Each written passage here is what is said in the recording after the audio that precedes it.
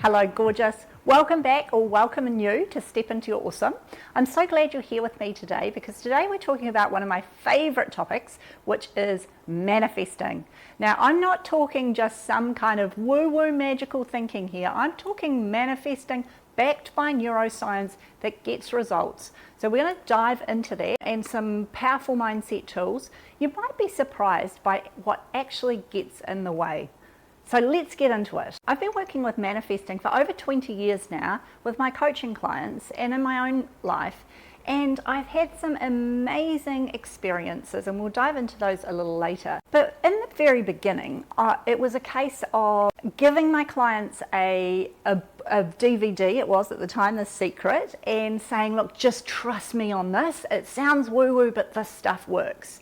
Whereas now, 20 years down the track, with the advent of MRI scanning, we have the benefit of neuroscience and understanding more about what's going on in the brain. So manifesting is all about focusing your energy, your thoughts and emotions in a very intentional way.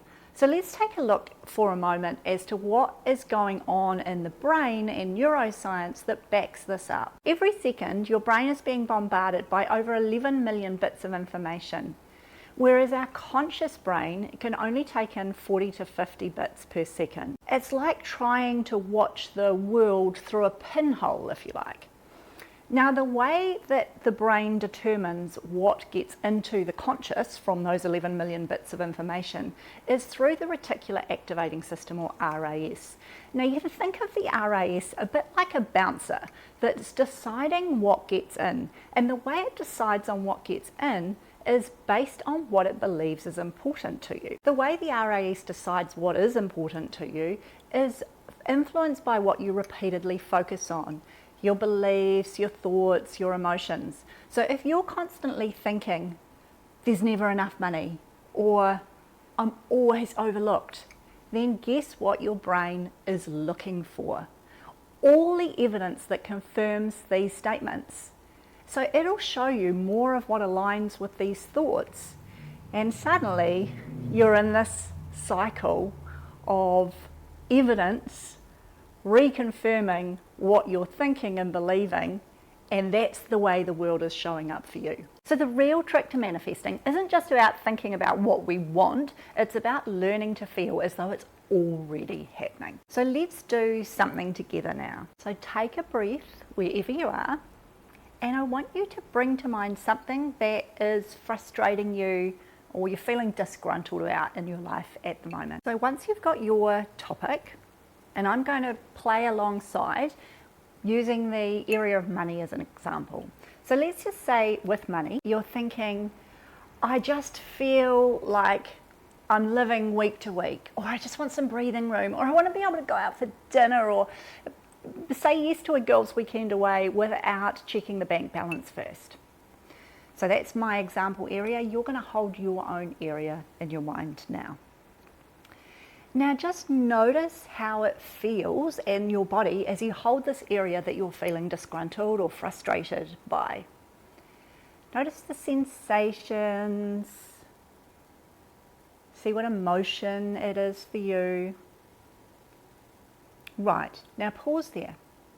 Now I want you to think about what it is you would love to have.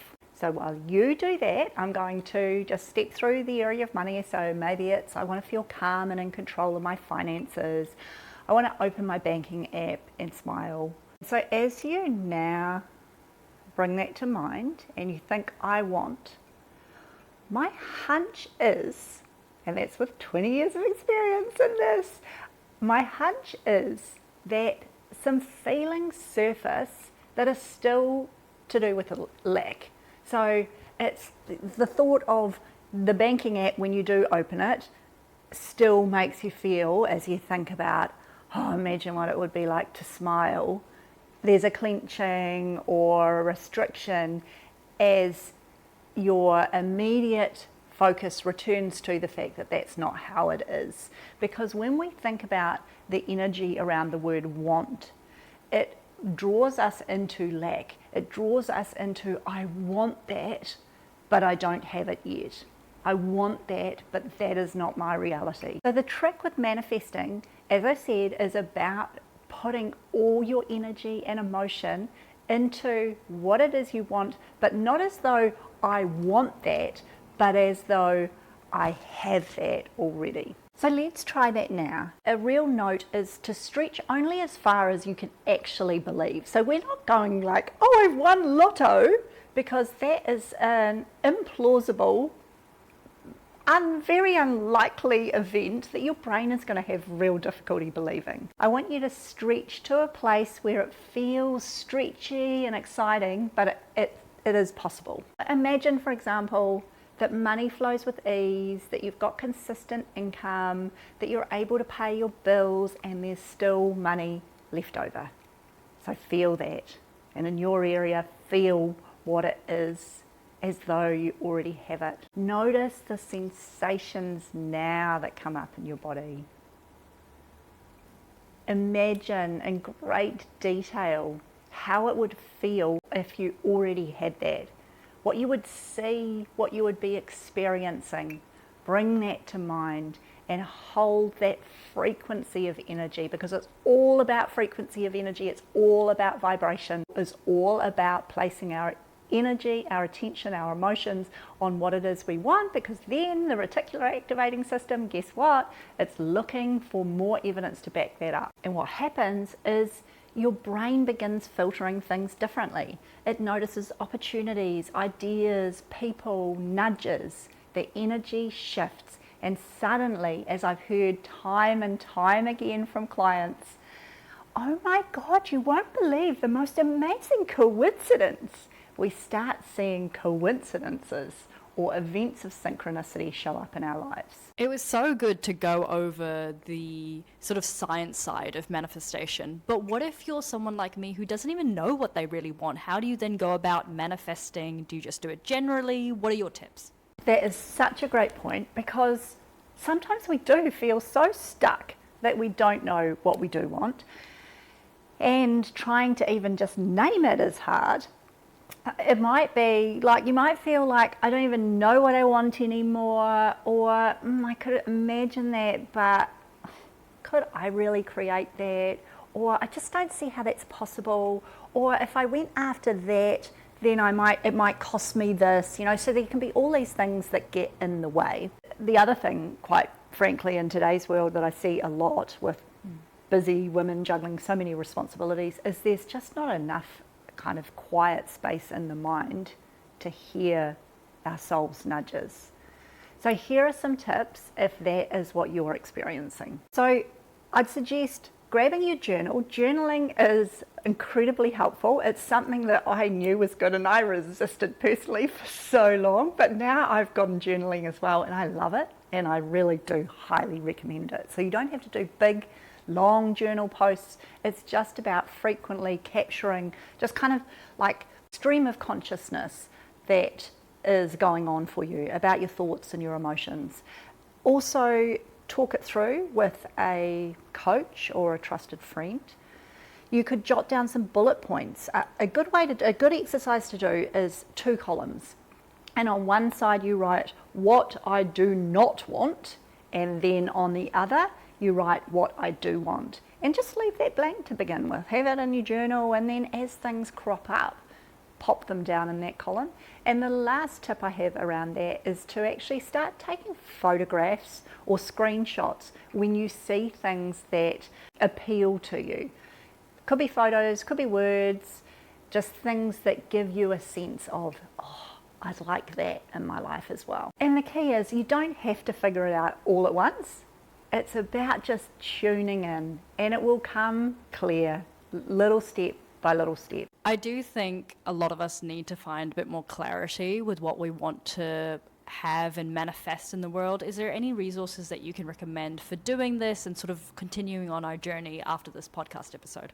Yeah, absolutely. So I have got a guided visualization. It's a freebie. It's called Stepping into Possibility, and it helps you tune in to what it is you really want and harness the power of visualization so you can master manifesting.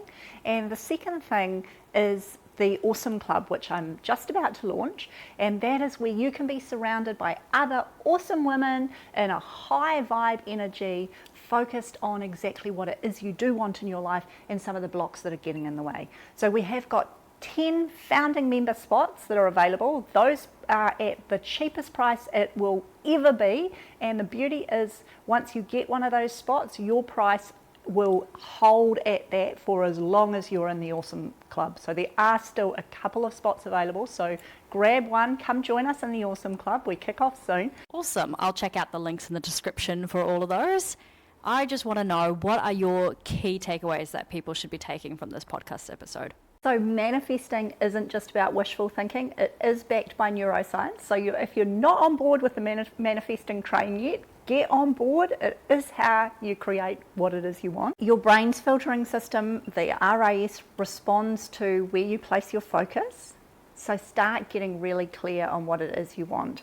I do think that exercise, what I don't want, what I do want, in 2 columns is really useful. Feeling is the secret ingredient. It is all about getting your whole body and emotions behind it, and focus on it as though you have already achieved what you want. Those are the kind of secret ingredients to manifesting. So I really encourage you to go out there and start placing some focus on what it is you do want, and always shoot me a message. Let me know what is occurring in your life as a result of your manifesting powers. So there you have it. Those are my key takeaways on the art of manifesting. And until next time, keep stepping into your awesome.